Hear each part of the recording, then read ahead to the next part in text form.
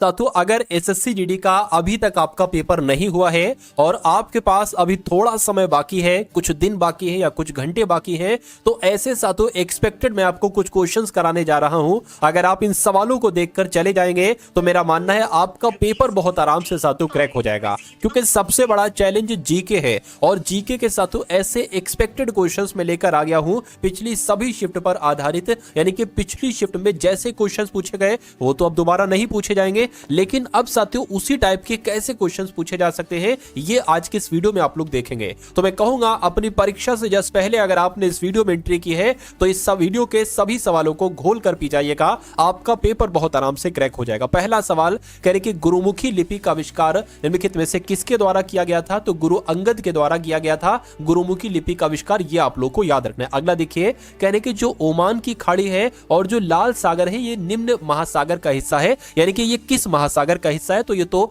हिंद महासागर का हिस्सा है। सही जवाब आपका ऑप्शन नंबर ए हो जाएगा। अगला सवाल कह रहे कि जनगणना 2011 के अनुसार निम्नलिखित में से किस राज्य में जनसंख्या घनत्व भारत में सबसे कम है? मुझे बताइए।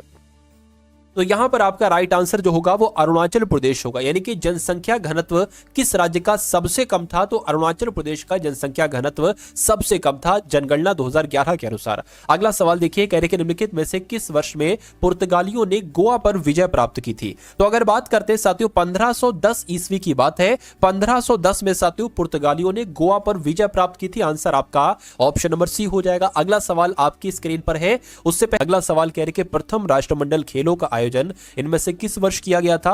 तो 1930 में हुआ था। क्या प्रथम राष्ट्रमंडल खेलों का आयोजन 1930 में हुआ था? अब उसके बाद देखिए अगले नंबर का सवाल आपकी स्क्रीन पर है, कहने के निम्नलिखित में से किस महासागर का सबसे गहरा बिंदु जारवा गर्त है? तो मैं कहूंगा हिंद महासागर आपका सही जवाब हो जाएगा, यानी कि हिंद महासागर का सबसे गहरा बिंदु जावा गर्त है, ये आपको याद रखना है। अगला सवाल कह रहे भारतीय संविधान के निम्नलिखित में से किस अनुच्छेद के अनुसार देश के नागरिकों को प्राण एवं दैहिक स्वतंत्रता के संरक्षण का अधिकार प्राप्त है? तो आप लोगों को मालूम होना चाहिए अनुच्छेद 21 की बात चल रही है, क्योंकि अनुच्छेद 21 के तहत ही सभी लोगों को प्राण एवं दैहिक स्वतंत्रता का अधिकार प्राप्त है। उसके बाद देखिए कह रहे कि भारत सरकार की आयुष्मान भारत योजना के तहत एक परिवार को मिलने वाले वार्षिक स्वास्थ्य कवर की राशि कितनी है? तो साथियों 5 लाख है। कितनी है? 5 लाख है। उसके बाद देखिए कह रहे कि जब रक्त प्रवाह में कैल्शियम की मात्रा अधिक हो जाती है तो मनुष्यों में निम्नलिखित में से किस ग्रंथि द्वारा कैल्सिटोनिन हार्मोन का स्राव होता है? तो आपको मालूम होना चाहिए थायराइड ग्रंथि की यहां पर बात चल रही है,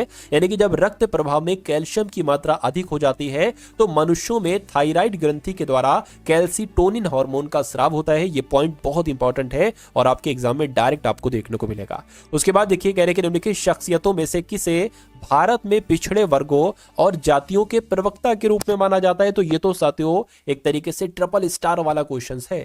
तो आपको याद रखना है साथियों, जब हम बात करते हैं डॉक्टर भीमराव अंबेडकर जी की, तो भारत में पिछड़े वर्गों और जातियों के प्रवक्ता के रूप में किन्हें जाना जाता है? डॉक्टर भीमराव अंबेडकर को जाना जाता है। शहीदी सभा त्योहार निम्नलिखित में से किस राज्य द्वारा मनाया जाता है? तो ये पंजाब के द्वारा मनाया जाता है शहीदी सभा त्योहार। अगला देखिए कहा जा रहा है कि बाणभट्ट ने राजा चंद्रगुप्त मौर्य की जीवनी लिखी, मतलब किसकी जीवनी लिखी? हर्षवर्धन की, समुद्रगुप्त की या अशोक की? तो मैं कहूंगा बाणभट्ट ने हर्षवर्धन की जीवनी लिखी थी। उसके बाद देखिए कह रहे निम्नलिखित में से कौन grand parents bag of stories की लेखिका है? तो किसकी बात चल रही है साथियों? सुधा मूर्ति की बात चल रही है। सुधा मूर्ति आपका यहां पर बिल्कुल सही जवाब हो जाएगा। साथियों ये जो क्वेश्चंस मैं आपको पढ़ा रहा हूं ना, ये आपके मनोमस्तिष्क में साथियों स्टोर होते जा रहे हैं और जब आप अपनी शिफ्ट में इन सवालों को देखेंगे, ठीक है ना, तो आपको बहुत अच्छा लगेगा, आपकी मेहनत अदा हो जाएगी।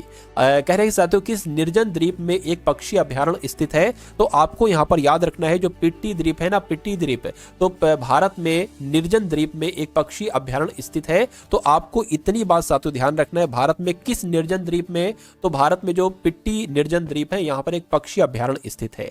अगला सवाल कह रहे कि निम्नलिखित में से कौन सा लोक नृत्य असम की चाय जनजाति द्वारा किया जाता है? तो असम में जो चाय जनजाति है, इस चाय जनजाति के द्वारा झुमुर नृत्य किया जाता है। कौन सा लोक नृत्य किया जाता है साथियों? झुमुर लोक नृत्य किया जाता है। ये आप लोग यहां पर याद रखेंगे। साथियों अगर आपने अभी तक इस वीडियो को लाइक नहीं किया है, आपके लिए मेहनत की जा रही है, इसमें तो कोई शक नहीं है। तो अगर आप इस वीडियो को साथियों लाइक नहीं कर सकते तो मेरा मानना है कि कैसे आप सिलेक्शन ले सकते हैं। तो जब वीडियो को लाइक करेंगे, मेहनत करने का जुनून आपके ऊपर आएगा, मेहनत करने का जुनून आपके ऊपर आएगा तो पढ़ाई करोगे तो ऑटोमेटिक सिलेक्शन आपका हो जाएगा। तो सबसे पहला काम तो यही करिए कि वीडियो का लाइक वाला बटन दबा दीजिए, और अगर चैनल पर आप लोग नए हैं तो चैनल को जरूर सब्सक्राइब करके बेल आइकन पर भी क्लिक कर दीजिए। अगला टॉप लेवल का क्वेश्चन देखिए, यानी कि the other side of silence voice from the partition of India, ये पुस्तक का नाम है, इतना लंबा। तो ये पुस्तक किसके द्वारा लिखित है? ये उर्वशी बुटालिया के द्वारा लिखित है, ये आपको याद रखना है। अगला सवाल साथियों बिल्कुल वैसे ही सवाल लिए जैसे एग्जाम में आपके पूछे जा रहे हैं। भारतीय सेना दिवस हर साल कब मनाया जाता है? तो भारतीय सेना दिवस साथियों 15 जनवरी को मनाया जाता है। कुछ नहीं यहां से 5 से 6 क्वेश्चन तो आप लोग साथियों देखेंगे आपके एग्जाम में। उसके बाद देखिए अगला सवाल कह रहे हैं, भारत में ब्रिटिश राज्य के संस्थापकों में से एक रॉबर्ट क्लाइव किस वर्ष में भारत आए थे? तो ये साथियों 1743 में भारत आए थे। कब? तो भारत में ब्रिटिश राज्य के संस्थापकों में से रॉबर्ट क्लाइव कब भारत आए थे? तो 1743 में आए थे। उसके बाद देखिए अगला सवाल, भारत के स्वतंत्रता आंदोलन के दौरान भारतीय राष्ट्रीय कांग्रेस के एकमात्र अध्यक्ष कौन थे जिन्होंने निर्वाचित होने के बाद भी अध्यक्ष पद से इस्तीफा दे दिया था? तो किसकी बात चल रही है साथियों? सुभाष चंद्र बोस की बात चल रही है। यानी कि अगर ये सवाल आपके एग्जाम में आ जाए तो सुभाष चंद्र बोस आपको बता देना है। उसके बाद देखिए करके समष्टि अर्थशास्त्र यानी कि मैक्रो, एक होती है माइक्रो, एक होती है मैक्रो इकोनॉमिक्स। तो माइक्रो इकोनॉमिक्स के जनक किन्हें कहा जाता है? आपको मालूम होना चाहिए, जॉन मेनार्ड कीन्स इनका नाम है, और यही समष्टि अर्थशास्त्र के जनक कहलाए जाते हैं। उसके बाद देखिए ऊंटों के बारे में निम्न से कौन सा कथन गलत है? तो गलत कथन आपको बताना है ऊंटों के बारे में कौन सा कथन गलत है। उनका गोबर सूखा होता है, देखिए बिल्कुल सूखा होता है। वे थोड़ी मात्रा में मूत्र का उत्सर्जन करते हैं, बिल्कुल साथियों। पानी बहुत कम पीते तो मूत्र भी बहुत कम करते हैं। उन्हें बहुत पसीना आता है, पसीना भाई बहुत अधिक कैसे आएगा? पानी जब कम पिएंगे, पानी तो होता ही नहीं, ना के बराबर रेगिस्तान में होता है। तो मैं कहूंगा वे स्थलीय आवासों में रहते, बिल्कुल स्थलीय आवासों में ही रहते। तो गलत कौन सा है? ऑप्शन नंबर सी वाला है। तो यही तो आपका राइट आंसर। अगला सवाल देखिए, कहा जा रहा है कि जब 1915 में दक्षिण अफ्रीका से भारत आने के बाद महात्मा गांधी जी ने किसकी सलाह पर भारत देश और जनता को समझने के लिए पूरे 1 वर्ष तक पूरे भारत की यात्रा करने का फैसला किया था? तो साथियों गोपाल कृष्ण गोखले जो इनके राजनीतिक गुरु माने जाते हैं, तो 1915 में दक्षिण अफ्रीका से भारत आने के बाद गांधी जी ने गोपाल कृष्ण गोखले की सलाह पर भारत देश और जनता को समझने के लिए पूरे 1 वर्ष तक पूरे भारत की यात्रा करने का फैसला किया था। ये इंपॉर्टेंट क्वेश्चन है, तो आपके एग्जाम में पूछा जा सकता है। उसके बाद देखिए कह रहे कि भारतीय संविधान की प्रस्तावना को पंडित जवाहरलाल नेहरू द्वारा संविधान सभा में पेश किए गए उद्देश्य प्रस्ताव पर आधारित है। तो यहां पर साथियों ये खाली जगह होगी यहां पर। तो भारतीय संविधान की प्रस्तावना कब जवाहरलाल नेहरू द्वारा संविधान में पेश किए गए उद्देश्य प्रस्ताव पर आधारित है? तो आपको मालूम होना चाहिए भारतीय संविधान की प्रस्तावना 13 दिसंबर 1946 को पंडित जवाहरलाल नेहरू के द्वारा संविधान सभा में पेश किए गए उद्देश्य प्रस्ताव पर आधारित है। अगला देखिए, कहा जा रहा है कि किस वर्ष से कबड्डी को एक पूर्ण खेल के रूप में एशियाई खेलों में शामिल किया गया है? तो साथियों 1990 की अगर बात करें तो 1990 से कबड्डी को एक पूर्ण खेल के रूप में एशियाई खेलों में शामिल किया गया है। उसके बाद देखिए अगला सवाल आपके स्क्रीन पर है, कह रहे कि 1932 में महात्मा गांधी जी ने ब्रिटिश सरकार के भारत की, ठीक है ना, ब्रिटिश सरकार के भारत की निर्वाचन प्रणाली को जातिगत आधार पर पृथक करने के फैसले के विरोध में किस जेल में भूख हड़ताल की थी? तो आपको याद रखना है साथियों, यरवदा जेल में। कहां पर साथियों? यरवदा जेल में भूख हड़ताल की थी गांधी जी ने, ये आप लोग याद रखेंगे। अगला सवाल आपके स्क्रीन पर है, आपको देखना है साथियों और बताना है कि इस सवाल का जवाब क्या हो जाएगा। कह रहे कि कौन 1928 में भारत के लिए संविधान का मसौदा तैयार करने वाले कांग्रेसी नेताओं में से एक थे?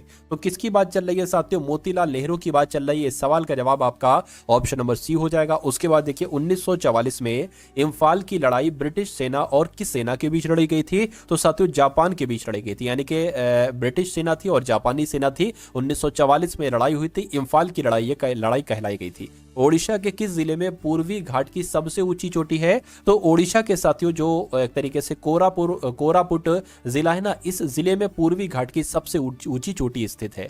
इसे भारत में आवास के लिए शीर्ष स्तर की संस्था के रूप में स्थापित किया गया था। तो आपको याद रखना है राष्ट्रीय आवास बैंक, यानी कि राष्ट्रीय आवास बैंक को भारत में आवास के लिए शीर्ष स्तर की संस्था के रूप में स्थापित किया गया था। उसके बाद देखिए अगला सवाल, कहने के ओलंपिक गोल्फ टूर्नामेंट में भाग लेने वाली पहली भारतीय महिला का नाम क्या था? तो इनका नाम अदिति अशोक था और ये ओलंपिक गोल्फ टूर्नामेंट में भाग लेने वाली पहली भारतीय महिला थी अदिति अशोक। अगला सवाल देखिए, यानी कि प्रधानमंत्री उज्ज्वला योजना किस वर्ष प्रारंभ की गई थी? तो कब प्रारंभ की गई थी साथियों? 2016 में प्रधानमंत्री उज्ज्वला योजना शुरू की गई थी। भारतीय संविधान का अनुच्छेद प्रदेशों के प्रशासन से संबंधित है। तो अगर बात करते हैं साथियों, यहां पर अगर बात करें भारतीय संविधान का मतलब कौन सा अनुच्छेद आपसे पूछा जा रहा है, भारतीय संविधान का कौन सा अनुच्छेद, ठीक है ना, केंद्र शासित प्रदेशों यहां पर होना चाहिए। क्या होना चाहिए? केंद्र शासित प्रदेशों। क्या साथियों? हाँ, कह रहे हैं कि संविधान का कौन सा अनुच्छेद? तो मैं कहूंगा अनुच्छेद 239 में क्या है कि केंद्र शासित प्रदेशों के प्रशासन से बारे में साथियों जानकारी दी गई है। कौन से अनुच्छेद में? अनुच्छेद 239 में। ये बात आप लोग याद रखेंगे। उसके बाद देखिए कह रहे कि अरावली पर्वतमाला की सबसे ऊंची चोटी स्थित है। तो कहां पर स्थित है साथियों? ये आपकी राजस्थान में स्थित है। अगला सवाल कह रहे कि जीका वायरस रोग मच्छरों की कौन सी प्रजाति के द्वारा संचारित विषाणु के कारण होता है? तो ये एडीज इस प्रजाति का नाम है। मच्छरों की एक जाती है एडीज, इसके द्वारा संचारित विषाणु के वजह से ही जीका वायरस नामक रोग हो जाएगा। अगला सवाल देखिए, अवध किसान सभा की स्थापना कब की गई थी? तो 1920 में अवध किसान सभा की स्थापना की गई थी। अगला सवाल देखिए कह रहे कि भू राजस्व की ताल्लुकदार प्रणाली के तहत भूमि के स्वामित्व अधिकार किसानों को सौंप दिए गए थे और ब्रिटिश सरकार उनसे सीधे कर वसूल करती थी, या रैयतवाड़ी प्रणाली, या महालवाड़ी प्रणाली, या मालगुजारी प्रणाली? तो सवाल जब आपके एग्जाम में पूछा जाए ना तो रैयतवाड़ी प्रणाली आपको बता देना, यानी कि भू राजस्व की रैयतवाड़ी प्रणाली के तहत भूमि के स्वामित्व अधिकार किसानों को सौंप दिए गए थे और ब्रिटिश सरकार उनसे सीधे कर वसूल करती थी। उसके बाद देखिए निम्नलिखित में से किसे शतरंज के बोर्ड पर पीछे की ओर चलने की अनुमति नहीं है? तो किसकी बात चल रही है साथियों? प्यादा आपका यहां पर सही जवाब हो जाएगा। अगला सवाल, भारत के संविधान की किस अनुसूची में हिंदी भाषा शामिल है? तो अगर 8वीं अनुसूची की बात करते हैं तो 8वीं अनुसूची में साथियों हिंदी भाषा शामिल है। अगला सवाल कह रहे कि सम्राट अशोक के बारे में निम्नलिखित में से कौन सा कथन असत्य है? ध्यान रखिए असत्य आपसे पूछा जा रहा है तो हमें देखना होगा कि अशोक का संबंध मौर्य वंश से है। बिल्कुल साथियों, मौर्य वंश का एक प्रतापी शासक था, आपने सुना होगा, पढ़ा होगा, देखा होगा। अशोक विश्व के इतिहास में एकमात्र ऐसे राजा हैं जिन्होंने युद्ध नीति के बाद विजय का त्याग कर दिया। ये बात भी बिल्कुल सही है। अशोक ने जिस साम्राज्य पर शासन किया उसकी स्थापना उसके दादा ने की थी। बिल्कुल सही है। चाणक्य नामक एक बुद्धिमान व्यक्ति ने अशोक का विरोध किया, ऐसा नहीं, तो यह गलत हो जाएगा। गलत हो जाएगा तो यही आपका और हमारा बिल्कुल सही जवाब हो जाएगा। उसके बाद देखिए कह रहे कि the day I stopped drinking milk, इस पुस्तक के लेखक कौन है बताइए? तो इस पुस्तक के लेखक की अगर हम बात करते हैं तो सुधा मूर्ति इनका नाम है और ये इस पुस्तक की लेखिका है। उसके बाद देखिए निम्नलिखित में से कौन सा विटामिन K1 का दूसरा नाम है? तो विटामिन K1 का दूसरा नाम क्या है? फाइलो। क्या साथियों? फाइलोक्विनोन इसका नाम है। फाइलोक्विनोन आपका यहाँ पर बिल्कुल सही जवाब हो जाएगा। यानी कि फाइलोक्विनोन ये विटामिन K1 का रासायनिक नाम है, ये आप लोगों को याद रखना है। उसके बाद देखिए कह रहे कि 6 अप्रैल 1919 के विरुद्ध अहिंसक विरोध दिवस के रूप में मनाया गया था। तो अगर बात करें साथियों रॉलेट एक्ट आपका यहाँ पर सही जवाब हो जाएगा, ठीक है ना। अगला सवाल देखिए कह रहे कि पद्म श्री पुरस्कार से सम्मानित सितारा देवी उनके, ठीक है ना, पद्म श्री पुरस्कार से सम्मानित सितारा देवी उनके, अब यहां पर खाली जगह है, उनके मोडिटू के क्षेत्र में योगदान देने के लिए प्रसिद्ध है, या ओडिसी या कथक या सत्रिय? तो मैं कहूंगा कथक आपका राइट आंसर हो जाएगा। यानी कि पद्म श्री पुरस्कार से सम्मानित जो सितारा देवी हैं ये उनके कथक क्षेत्र में योगदान के लिए प्रसिद्ध हैं। चलिए कथक से संबंधित है। उसके बाद देखिए कह रहे कि निम्नलिखित में से कौन सा एक लौह खनिज है? तो लौह खनिज की अगर यहाँ पर हम लोग बात करते हैं तो जो मैग्नीज है ना, ये साथियों एक लौह खनिज है, ये आपको यहाँ पर मालूम होना चाहिए, ठीक है ना।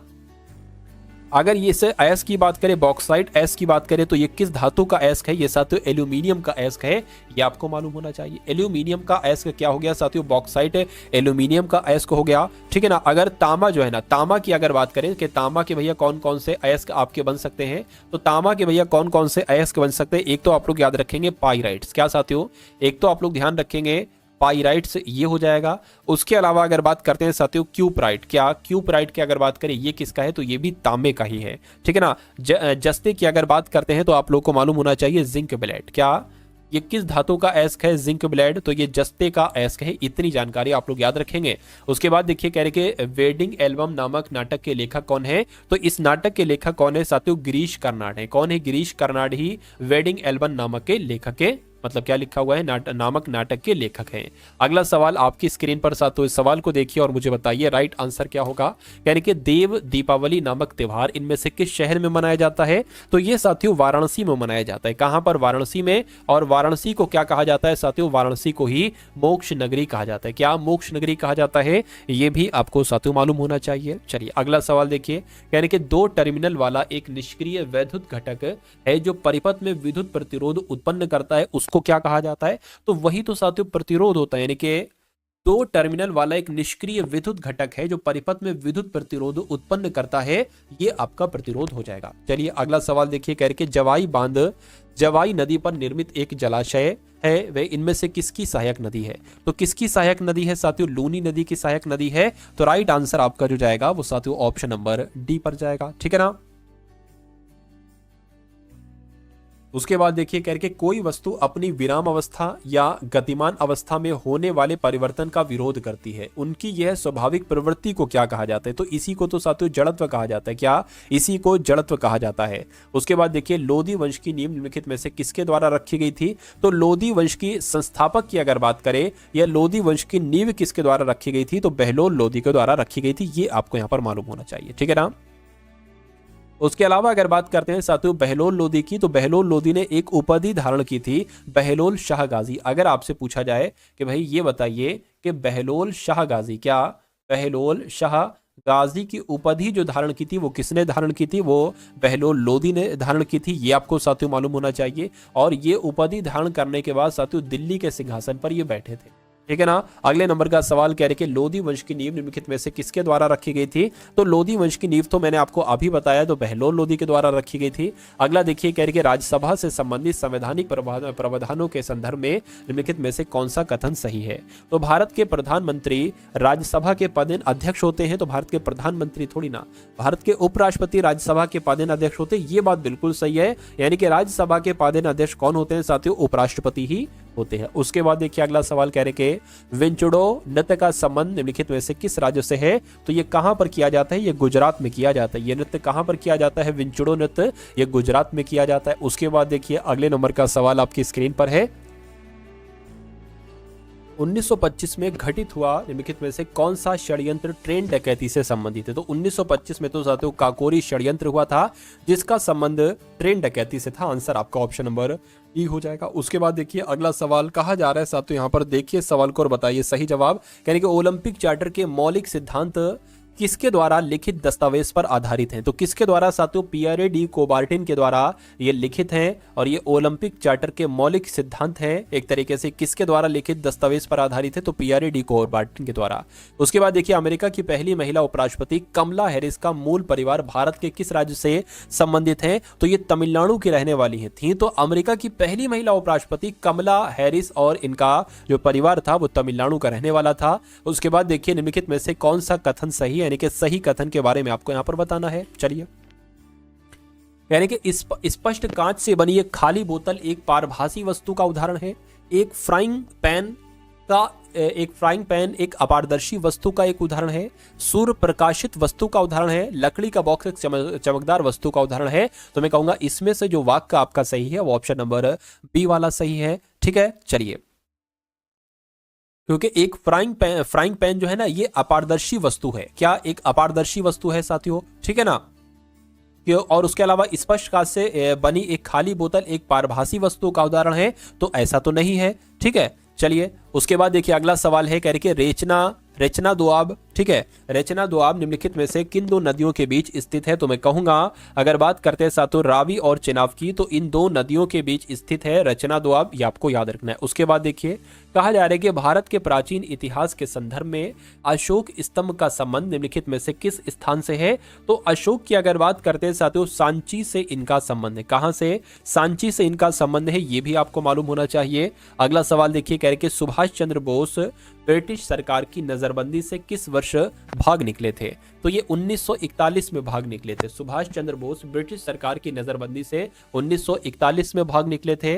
उसके बाद देखिए अगला सवाल कह रहे कि द्वैधाधिकार एक प्रकार का अल्प अधिकार है जिसमें किसी बाजार पर 2 फर्मों का प्रभुत्व या अनन्य नियंत्रण होता है, या 3 फर्मों का, या 4 या 5 फर्मों का। तो आप लोग याद रखेंगे साथियों 2 फर्मों का, ये आपका यहाँ पर सही जवाब हो जाएगा। उसके बाद देखिए कहा जा रहा है कि जब सरकार करों को कम करती है और सरकारी व्यय को बढ़ाती है तो किस प्रकार की राजकोषीय नीति कहलाई जाती है? उसको विस्तारवादी राजकोषीय नीति कहा जाता है, संविदात्मक राजकोषीय नीति कहा जाता है, तटस्थता राजकोषीय नीति, या साथियों संविदात्मक और विस्तारवादी राजकोषीय नीति कहा जाता है। तो आपको यह ध्यान रखना है, उसको विस्तारवादी राजकोषीय नीति कहा जाता है। राइट आंसर आपका जो जाएगा वो ऑप्शन नंबर ए के साथ जाएगा भाई। बहुत बढ़िया, वेरी गुड क्लास। अगला सवाल आपके स्क्रीन पर है, आपसे पूछा जा रहा है कि देश की प्राचीन झीलों में से एक लेंडिया तालाब किस भारतीय शहर में स्थित है? तो ये तो साथियों भोपाल में स्थित है। कहां पर स्थित है? ये भोपाल में स्थित है, यानी कि मध्य प्रदेश के भोपाल में ये स्थित है। ये आपको मालूम होना चाहिए।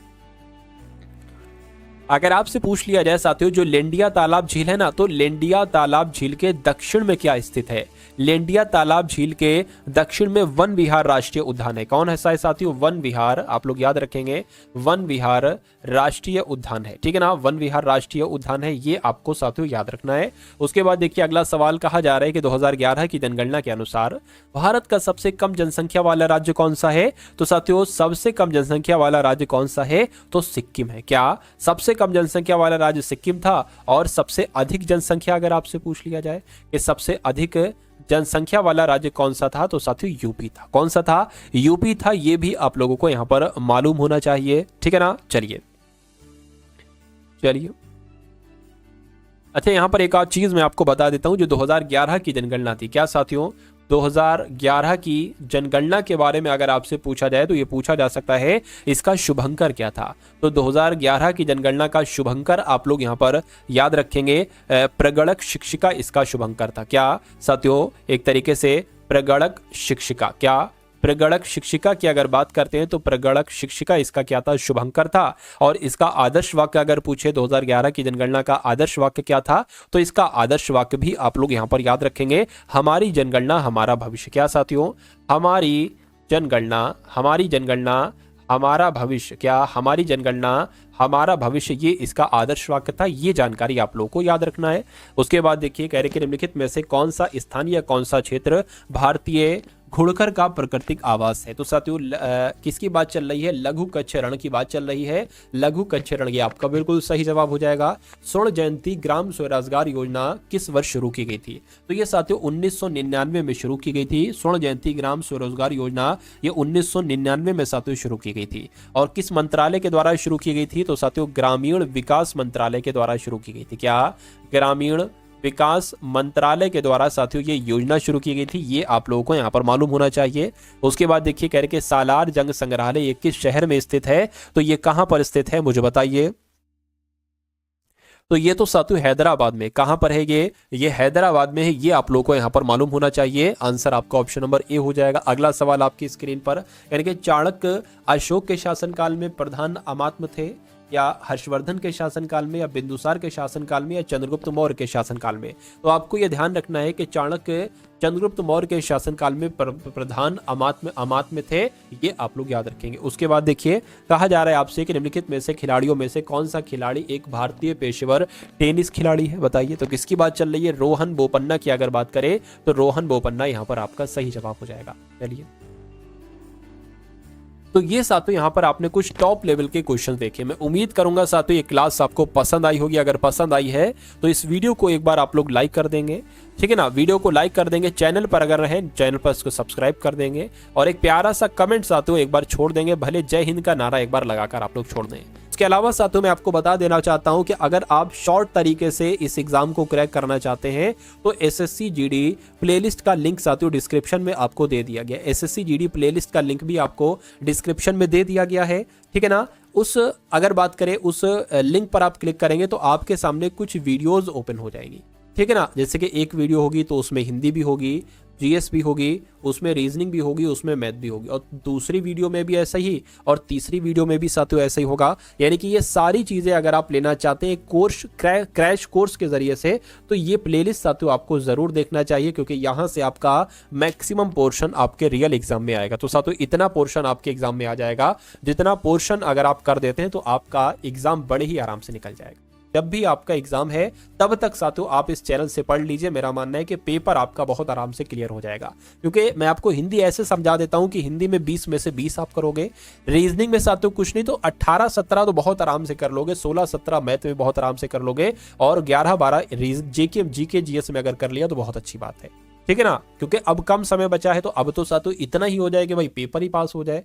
कोई दिक्कत नहीं कि भाई 80 में से 75 क्वेश्चन सही कर पाए, ऐसा भी नहीं हो पाएगा। अब क्योंकि कम समय बचा है ना, तो उतना ही पढ़ लिया जाए आपके जरिए से कि जितना आपका साथियों सिलेक्शन हो जाए बड़े आराम से, कोई दिक्कत कोई परेशानी आपको महसूस ना हो। ठीक है ना। तो इस वीडियो को लाइक कीजिएगा, वीडियो को शेयर कीजिएगा, और एक प्यारे से कमेंट के माध्यम से साथियों बता दीजिएगा ये क्लास आपको कैसी लगी। तो मिलते हैं हम सभी लोग आने वाली वीडियो में। जय हिंद साथियों।